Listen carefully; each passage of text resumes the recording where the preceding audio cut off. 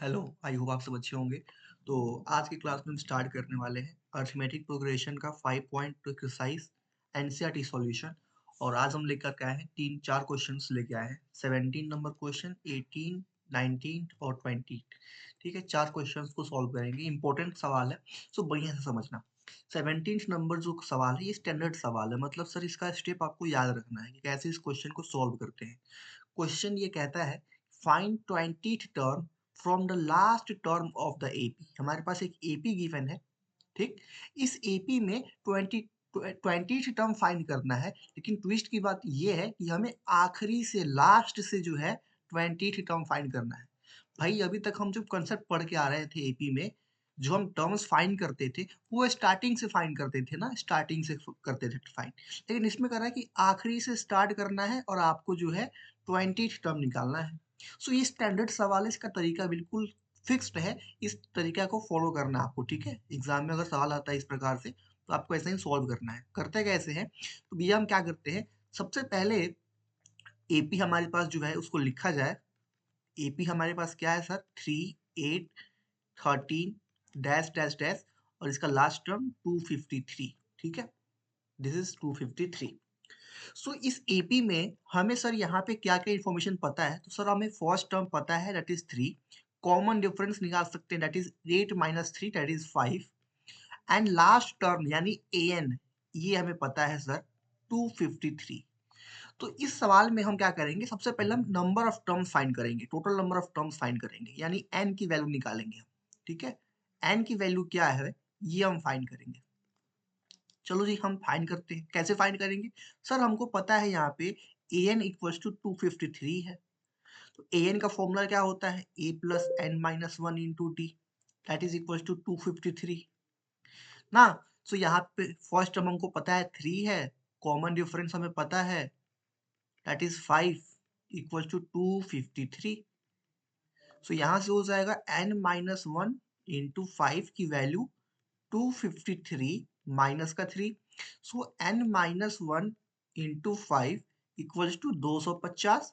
सो n minus one की value हो जाएगी भैया, 5 से डिवाइड करेंगे तो 50। सो n की वैल्यू हो जाएगी 51।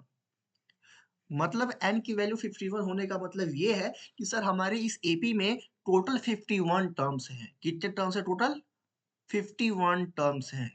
ठीक है, टोटल 51 टर्म्स है। अच्छा, हमसे क्वेश्चन में बोला है लास्ट से 20th टर्म को फाइंड करें। लास्ट से आखिरी से चलना है और 20वां टर्म फाइंड करना है हमें। तो भैया ये सोचो आप कि हम जो कंसेप्ट आपको पढ़ाए थे टर्म्स फाइंड करने का, वो स्टार्टिंग से पढ़ाए थे। तो हम इस क्वेश्चन को अपने भाषा में सॉल्व करेंगे। जो हम कंसेप्ट पढ़ाया गया है स्टार्टिंग से सॉल्व करने का तरीका, वैसे सॉल्व करेंगे। तो क्वेश्चन ने बोला कि लास्ट से 20 टर्म फाइंड करो। हमें पता चल गया सर टोटल 51 टर्म्स है। अगर सर आखिरी से 20वां टर्म फाइंड करना है तो स्टार्टिंग से हमें कौन टर्म फाइंड करना है क्वेश्चन में। अगर भैया टोटल 51 टर्म्स है और 20 टर्म लास्ट से चलना है, तो स्टार्टिंग से वो टर्म कितने नंबर पे आएगा, तो बस क्या करो 51 में से 20 को माइनस कर दो, तो कितना हो जाएगा, this is 1 and this is 3। यानी 31st टर्म आप फाइंड कर लीजिए स्टार्टिंग से जो आपका कंसेप्ट था। यानी मेरा सवाल क्या है, हमको लास्ट से 20 टर्म चाहिए था ना, तो हम क्या करेंगे, स्टार्टिंग से हम स्टार्ट करेंगे। जो कंसेप्ट मेरा था स्टार्टिंग से करेंगे सॉल्व और 31st टर्म फाइंड कर लेंगे। स्टार्टिंग से 31st टर्म जो मेरा आएगा वही मेरा आखिरी से 20th टर्म हो जाएगा। ठीक है, तो यहाँ से n का वैल्यू निकालने का मकसद वही था कि हमको यहाँ से n में से ये 20 को माइनस करना था। सो हमें 31st टर्म फाइंड करना है, तो हमको पता है that is equals to a plus 30d। First term पता ही है that is 3 plus 30 into 5। So this is 3 plus ये 150, सो दिस इज 153। यानी 831 मेरा 153 आ गया। हमें सर लास्ट से 20 टर्म बताना चाहिए, मतलब आंसर में लिखना था, लिख देंगे लास्ट में hence A20 from last of the AP, from the last of AP is क्या है, 153। ठीक है, हमने भैया स्टार्टिंग से सॉल्व किया है। स्टार्टिंग से ही आपको पढ़ाया गया था कि हम स्टार्टिंग से किसी टर्म को फाइंड करते हैं। कैसे फाइंड करते हैं, ठीक है। क्वेश्चन ने बोला कि आखिरी से फाइंड किया करो, तो हम आखिरी से क्यों करेंगे भाई, नया कंसेप्ट क्यों पढ़ेंगे, तो हम अपना वही कंसेप्ट लगाए हैं। बस हम यहाँ पे ये ट्रिक यूज कर लिए हैं, हम माइनस करके पता कर लिए कि वो जो टर्म है स्टार्टिंग से कितने नंबर पे आएगा। तो हमको पता चल गया कि सर वो टर्म 31 नंबर पे आएगा, यानी 31st टर्म आपको फाइंड कर लेना था। तो जो आपको 31st टर्म आया वही आपका सर 20th टर्म है लास्ट से, ठीक है। आई होप समझ में आया होगा। अगर समझ नहीं आया होगा तो एक बार खुद से प्रैक्टिस करना, इस क्वेश्चन को बार बार देखना, ठीक है, क्योंकि स्टैंडर्ड सवाल इसका तरीका फिक्स होता है। तो अच्छा सवाल है, इंपॉर्टेंट सवाल है, ठीक है, थोड़ा सा स्पेशल टाइप का सवाल नहीं। नेक्स्ट सवाल देखते हैं, क्वेश्चन नंबर 18। क्वेश्चन नंबर 18 में कह रहा है कि find sorry, the sum of the fourth and eighth term of the AP is 24। Sir हमारे पास AP है जिसका फर्स्ट टर्म A होगा, कॉमन डिफरेंस D होगा, उस AP का फोर्थ टर्म और एट टर्म का जो सम है वो 24 गिवन है ना, and sum of sixth term and tenth term is 44। Sixth term का और टेंथ टर्म का जो सम है ये कितना दिया हुआ है, 44 दिया हुआ है। तो पूछा है find three first term of the AP, हमें एपी का पहला तीन टर्म्स बताने हैं। तो सर एपी का टर्म्स बताना है तो मतलब हमको ए और डी का वैल्यू फाइंड करना पड़ेगा। ए निकल जाएगा, डी निकल जाएगा, तो किसी भी टर्म को लिख सकते हैं एपी का। तो देखो यहाँ से ए फोर को क्या लिख सकते हैं, A plus 3D, plus A eight को क्या लिख सकते हैं, A plus 7D, that is equal to 24। So A और ए 2a हो जाएगा, प्लस ये और ये that is 10D equals to 24। यहां से देखिए सर, तो a6 को लिख सकते हैं a plus 5D plus a plus 9D equals to 44। So ये हो जाएगा 2a plus 14D equals to 44। तो भैया ये हमारे पास equation number 1, this is equation number 2। दोनों को क्या करें सर, हम सॉल्व कर लेंगे। दो इक्वेशन है, दो वेरिएबल है, तो हमें ए और डी का वैल्यू फाइंड कर लेंगे। यहाँ से निकाल के दिखा देते हैं आपको क्या यहाँ से आएगा। सो यहाँ से हमारा हो जाएगा, फर्स्ट इक्वेशन मेरा 2a plus 10d is equal to 24। Second equation sir 2a plus 14d equals to 44। दोनों को माइनस कर दिया जाए, ठीक है, ताकि ये ए वाला टर्म कट जाएगा। तो साइन चेंज, माइनस ये प्लस तो माइनस, तो ये कट गया। 10 minus 14 that is minus 4D equals to, ये सर कितना हो जाएगा, 0 माइनस का 20, ठीक है, ठीक है सर। तो ये हो जाएगा सर, D का वैल्यू कितना आ गया, 5 आ गया। यहाँ से D का वैल्यू मेरा 5 आ गया। किसी एक इक्वेशन में पुट कर दीजिए D का value, put D is equals to 5 in any equation, हम फर्स्ट वाले में पुट कर देते हैं। सो फर्स्ट इक्वेशन क्या है, 2a प्लस 10d, d के जगह पे 5 इक्वल्स टू 24। तो यहाँ से a निकल जाएगा, तो a का वैल्यू देखते हैं क्या आता है, दैट इज 24 माइनस का 50। सो ये हो जाएगा कितना सर, 6 हो जाएगा, और 4 में से 2 जाएगा तो 2 माइनस का 26, 2a। सो a का वैल्यू कितना हो जाएगा, 2 से कटेगा तो -13, ठीक है, -13 जो है मेरा ए का वैल्यू आ गया। सर हमको एपी का फर्स्ट टर्म पता चल गया, कॉमन डिफरेंस पता चल गया, तो भैया एपी का तीन गो टर्म नहीं बता सकते हैं, बता सकते हैं बिल्कुल। एपी का first term A, second term A plus D होता है, third term A plus 2D होता है। बस पुट कर दीजिए, first term sir -13, second term A plus D -13 plus D कितना है 5, थर्ड टर्म कैसे आएगा, a प्लस 2D, तो सर a का वैल्यू -13 और प्लस 2D, d का वैल्यू 5।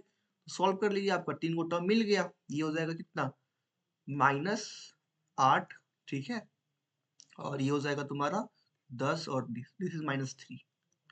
सो ये हमारे पास AP का जो है 3 टर्म्स है, ठीक है, this is the final answer. तो ये क्वेश्चन आसान था, ऐसे क्वेश्चन हम प्रैक्टिस कर चुके थे, ठीक है। अगला सवाल देखते हैं इसके बाद का। ये क्वेश्चन थोड़ा सा मतलब वर्ड प्रॉब्लम है। 19th और 20th नंबर जो क्वेश्चन है, इसमें हमें जो वर्ड प्रॉब्लम दिया हुआ है उसको पढ़ के एपी बनाना है, बस यही काम है, ठीक है। एपी बन गया एक बार तो आपका जो आंसर है सॉल्व हो जाएगा आसानी से। क्वेश्चन कहता है क्या है, क्वेश्चन कहता है कि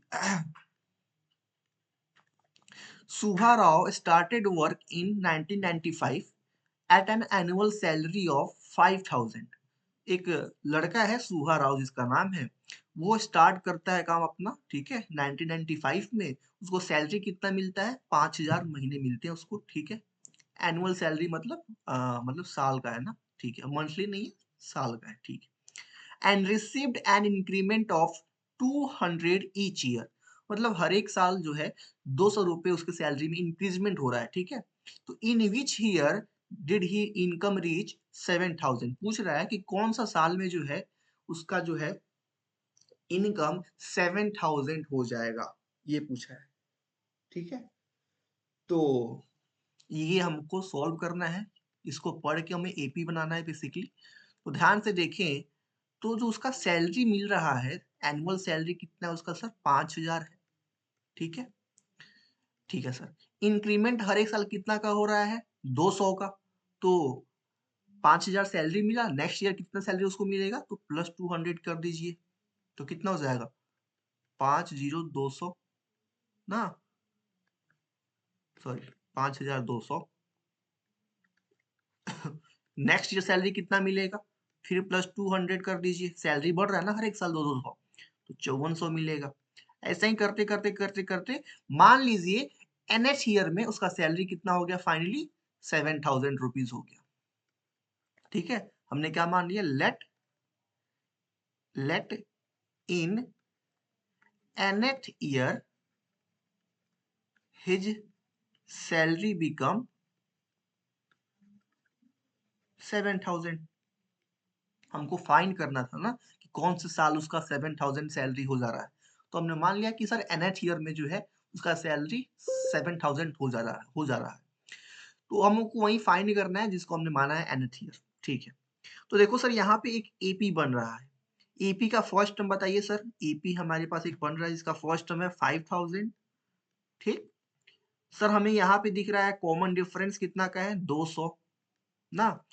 अच्छा सर, एपी का लास्ट टर्म भी दिया हुआ है 7000, एन दैट इज 7000। तो अगर हम एन का फॉर्मूला लगाएं यहाँ पे, तो A plus N minus 1 into D equal to 7000, ठीक। ए का वैल्यू पुट कर दीजिए 5000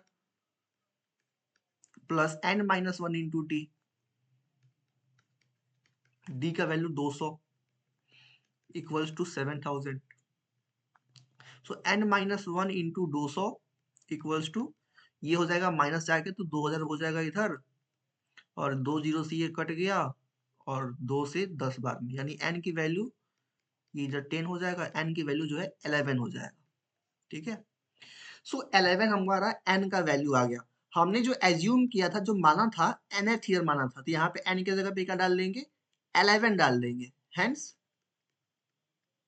इन 11th ईयर n की जगह पे क्या डाल दिया? 11 डाल दिया, क्योंकि n का वैल्यू कितना आया था? 11 आया था। सो इन 11th ईयर 11वां साल जो है उसका सैलरी कितना हो जाएगा? 7000, मतलब 7000। His salary will be 7000 rupees, ठीक है। 11th ईयर, 11वां साल। तो सर उसने ज्वाइनिंग कब किया है? ज्वाइनिंग कब किया है वो? 1995 में। 11 साल के बाद सर उसका जो सैलरी है 7000 होना है। तो बताइए तो कौन सा ईयर होगा यहाँ पे? 11 ईयर्स के बाद, 11 ईयर्स आफ्टर। तो सर 1995 में 11 ऐड कर दीजिए ना, तो आपको साल पता चल जाएगा कौन सा ईयर में उसका सैलरी होगा। तो 6 हो जाएगा, 9 एक 10, 9 एक 10, 2006।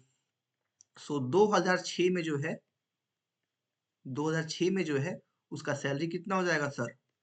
7000 हो जाएगा, ठीक है। 11th ईयर मतलब अभी जो है उसका सैलरी मिल रहा था करंट ईयर में 1995 में, हमने 11 ऐड कर दिया ताकि हमको ईयर पता चल सके। क्वेश्चन हमसे पूछा, कोई हमसे क्वेश्चन पूछा क्या है? इन विच ईयर, हमसे ईयर पूछा था। तो ईयर बताने के लिए हमने क्या किया? जो हमने यहाँ से 11 निकाला था उसको हम इसमें ऐड कर दिया ताकि हमको ईयर का पता चल सके, ठीक है। सो ये हमारा जो है क्वेश्चन का आंसर हो जाएगा, 2006 इसका जो है आंसर हो जाएगा।